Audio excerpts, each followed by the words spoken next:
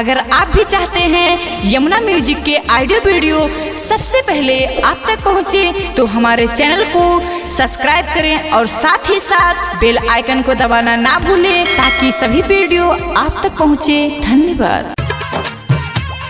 नमस्कार, प्रणाम, हर हर महादेव, जय श्री राम, राधे राधे। आप लोगों का छोटा भाई जेपी बेदर्दी, ग्राम व पोस्ट महुआ शुक्ल, थाना पनियरा, जिला महाराजगंज के आप लोगों का चहेता प्रधान प्रत्याशी डीएन गुप्ता जी को आप लोग भारी से भारी मतों से विजयी बनाने। धन्यवाद। लागतानी गोड़ चाचा रखी ध्यान,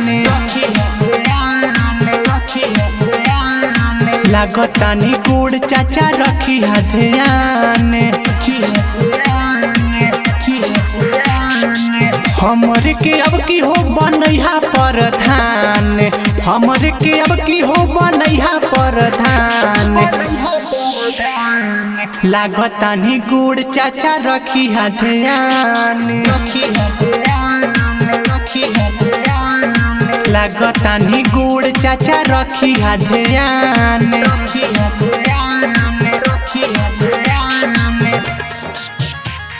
डीएन गुप्ता जिंदाबाद जिंदाबाद जिंदाबाद, डीएन गुप्ता जिंदाबाद जिंदाबाद जिंदाबाद। हमारा नेता कैसा हो, डीएन गुप्ता जैसा हो, हमारा नेता कैसा हो, डीएन गुप्ता जैसा हो।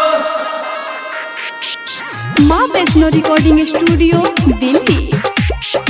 मन के हो श्रद्धा पूरा होई, केहू खैले बगर ना सोई, प्रधान फेरू बनही रउआ, विकास महुआ सुकुल में होई।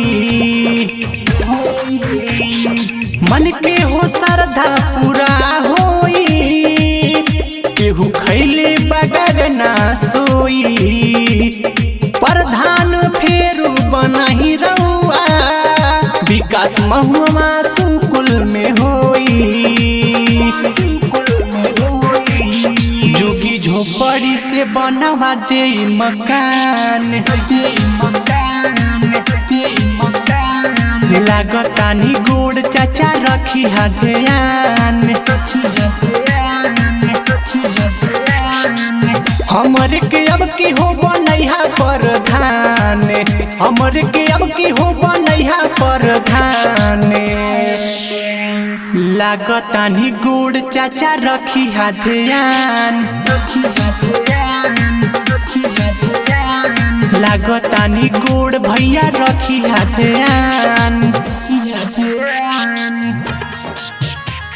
डीएन गुप्ता जिंदाबाद जिंदाबाद जिंदाबाद, डीएन गुप्ता जिंदाबाद जिंदाबाद जिंदाबाद। हमारा नेता कैसा हो, डीएन गुप्ता जैसा हो, हमारा नेता कैसा हो, डीएन गुप्ता जैसा हो। माँ वैष्णो रिकॉर्डिंग स्टूडियो दिल्ली।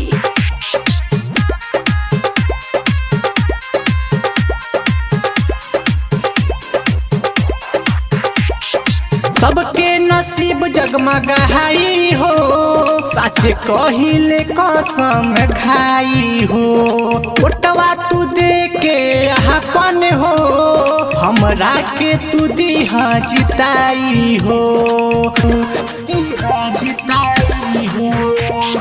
सबके नसीब जगमगाई हो, सच कहिले कसम खाई हो, ओटवा तू दे के अपन हो, हमरा के तू दीहा जिताई हो।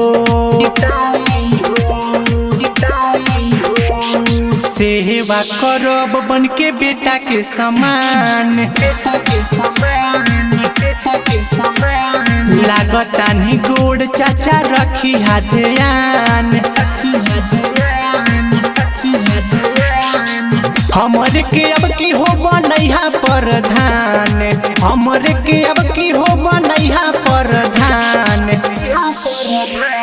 लागतानी गोड़ चाचा रखी ध्यान, लागतानी गोड़ चाचा रखी ध्यान।